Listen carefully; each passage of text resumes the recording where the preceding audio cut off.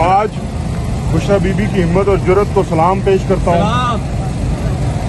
बुशरा बीबी को जब बताया गया कि आपको रिहा कर दिया गया है तो वो इंतज़ार में बैठी थी कि मेरा कोई वकील आएगा तो मैं उसके बाद जो रिहाई के दस्तखत होते हैं और उनके रजिस्टर होते हैं उनके ऊपर सिग्नेचर करूँगी। जब मैं वहाँ पहुँचा तो उन्हें बताया कि बाहर जो है वो पूरे मुल्क का मीडिया और उमर अयूब साहब और सवाती साहब और दीगर कायदीन जो हैं वो बाहर आपका इंतज़ार कर रहे हैं।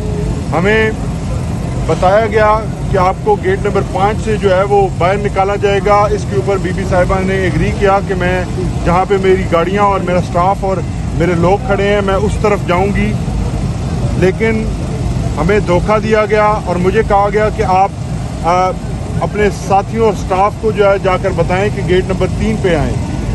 जब मैं बताने आया तो उसके बाद मुझे रोक लिया गया और मुझे वहीं रोक के रखा गया, ना मुझे बाहर निकलने दिया गया, हिरासत में रखा गया, अब से बेजा में रखा गया और ना मुझे अपने साथियों तक ये पैगाम देने के लिए बाहर आने दिया गया। मकसद सिर्फ ये था कि किसी तरह से उनकी गिरफ्तारी जो है वो कहीं दुनिया के सामने ना आ जाए। मकसद सिर्फ ये था कि मीडिया ना देख ले। मकसद सिर्फ ये था कि वो जैसे रात के अंधेरों में अपने जराइम करते हैं वो जुर्म एक दफ़ा फिर रिपीट किया जाना था। जुल्म की बात तो ये है कि एक जुल्म करबला के मैदान में हुआ था। आज मुहर्रम 6 मुहर्रम है।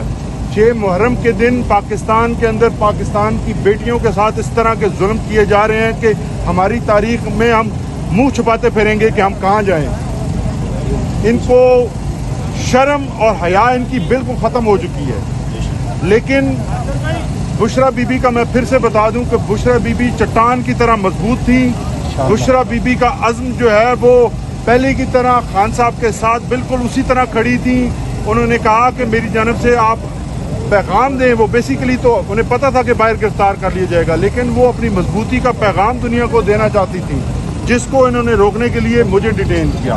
बहुत शुक्रिया। इंतजार में ये बताइएगा कि बुशरा बीबी को कितने केस में गिरफ्तार किया है, थोड़ी सी उसकी तफसील केस है। एक एक करके सवाल कीजिएगा जी, वरना कंफ्यूजन। बेगम साहिबा को जी एक एक करके अडियाला गेट नंबर 3 से गिरफ्तार किया गया है। हमारी तमाम टीम और हमारे साथी जो है वो गेट नंबर 5 पर मौजूद थे। उनको नैब के तोशाखाना के 5वें केस के अंदर गिरफ्तार किया गया है। ये तोशाखाना एक ऐसा केस है जो हर रोज नया बच्चा देता है और ये खत्म होने का नाम ही नहीं ले रहा। हम हर रोज जो है जमानत लेते हैं, उसके बाद फिर जो है वो एक नया केस निकल आता है। तोशाखाना के अंदर बीबी को गिरफ्तार किया गया। अच्छा, ये बताइएगा क्योंकि इससे पहले जो कमरा अदालत के अंदर समाअत की आप लोगों की तरफ से बुशरा बीबी की जमानत का गिरफ्तारी की दरख्वास्त की गई थी, उस पर जो नैब की टीम थी उन्होंने कहा था कि बुशरा बीबी हमें नैब की किसी केस में गिरफ्तार मखलूक नहीं है। तो आज किस तरह फिर उन्होंने नया रेफरेंस लाया और किस तरह गिरफ्तार? देखिए, यही इनकी बदमाशी है कि सुबह आज अदालत के अंदर जब हमारी जानब से दरख्वास्त जमानत दायर की गई तो वहाँ पे इन्होंने बयान दिया। ये सब कुछ ऑफ द रिकॉर्ड था। जज साहब ने कहा ये तो कह रहे हैं हमें गिरफ्तारी नहीं मतलूब, तो आपने ये बेल क्यों फाइल की है? लेकिन हमने कहा कि ये पहले भी इसी तरह करते रहे हैं। जो 9 मई को खान साहब की गैर कानूनी गिरफ्तारी की गई थी वो इसी अलकादर ट्रस्ट केस के अंदर थी। अलकादर ट्रस्ट केस के अंदर इसी तरह उन्होंने छुप कर उनका 1 मई के को जो है वो वारंट लिया था। आप भी आज दिन के टाइम जब अदालत में थे, दरख्वास्त जमानत जज साहब के सामने थी, तो उस वक्त नैब की तरफ से यही कहा गया कि इनकी गिरफ्तारी मतलूब नहीं है, इनका वारंट जारी नहीं किया गया। उसके बाद जब 3 बजे फैसला आया तो उस फैसले के बाद शायद इन्होंने ये प्लानिंग की है और उसके बाद वारंट जारी किया गया। रहीम, मेरे मुल्क के बासियों, हजरत सालेह अलैहिस्सलाम सिर्फ 4 आदमियों ने उसकी ऊँटनी को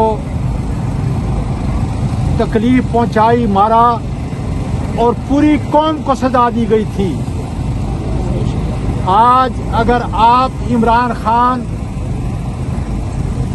बुशरा बीबी और हमारे तमाम असरीन जो हैं जो इस वक्त कैद व बंद में नाजायज तौर पर बंद हैं और हम मुल्क के कोने कोने में झूठे और बेहुदा केसों में इस निज़ाम के खिलाफ लड़ रहे हैं, उठ जाओ और अपनी आज़ादी के लिए याद करो इस सदी का सबसे बड़ा लीडर जो इस वक्त पाकिस्तान के नहीं बल्कि दुनिया के बच्चे बच्चे के दिल पे मोहब्बत से हुकूमत करता है, उसकी आज़ादी पाकिस्तान की आज़ादी से मंसूब है। इसलिए पाकिस्तान की आज़ादी के लिए, इदारों को मजीद तबाही से बचाने के लिए आपने उठना होगा और इंशाअल्लाह ताला ये बुजुर्ग अब भी मेरे बाजू में खुदा के फजल से इतनी ताकत है कि इनका मुकाबला करूंगा। मैंने कल कहा था, ए लोगों आओ मुझ 76 साल के ज़ईफ को गिराओ, फिर उसके बाद मेरे लीडर इमरान खान की तरफ जाना।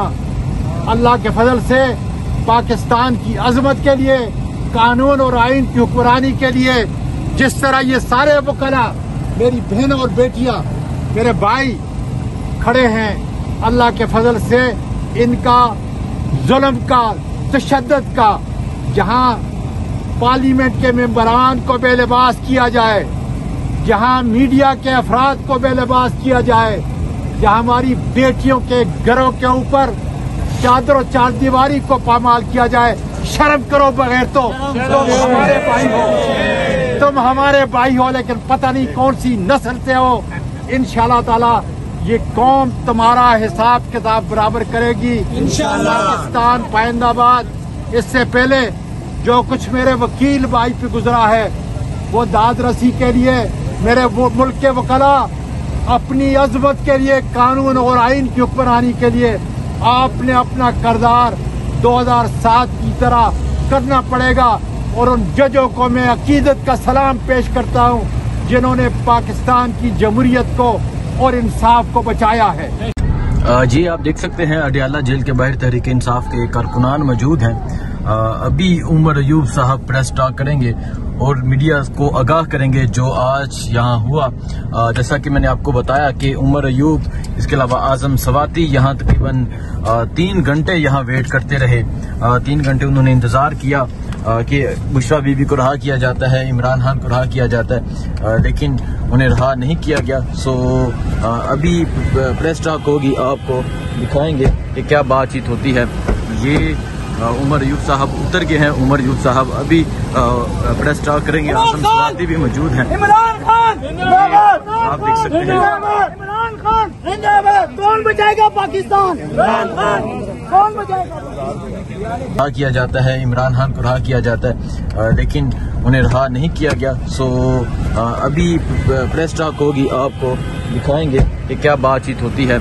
ये उमर अयूब साहब उतर गए हैं। उमर अयूब साहब अभी प्रेस टॉक करेंगे। आजम सवाती भी मौजूद हैं। इमरान खान जिंदाबाद, आप देख सकते हैं इमरान खान जिंदाबाद। कौन बचाएगा पाकिस्तान? इमरान खान कौन बचाएगा?